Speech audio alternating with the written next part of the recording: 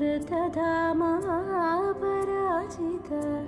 दुरावह प्रणवात्मिक अधिकस्वरातुतिशारद नमोऽस्तु ते।